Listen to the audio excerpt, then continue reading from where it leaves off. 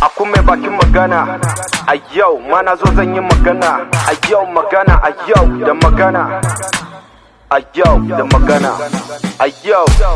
Abunda na fada zan jaddada, yara manyan mu da tije duka zan harhada. Ba mu da kishin kanmu, mu muke raina kanmu, ba al'ada ba ci mutunci har da addinin mu. Allah ya yi sana, don abin ya cutar da zuciyana. An samu ciwon da ya fiya taba dukiyana. Yana da kyau mu saya mu tina ka kwana, mu fito kanmu da kwarkwatanmu, mu yi magana ta yadda dole za a ji mu.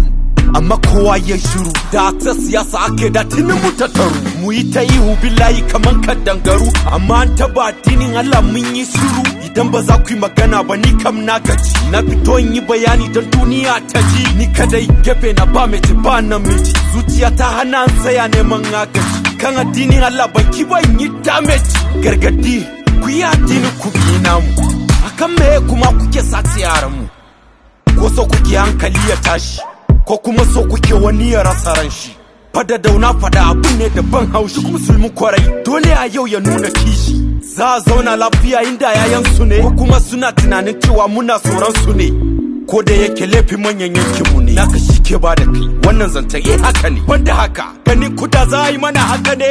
Akun mai bakin magana a yau, mana zo na yi magana a yau, magana a yau ne magana.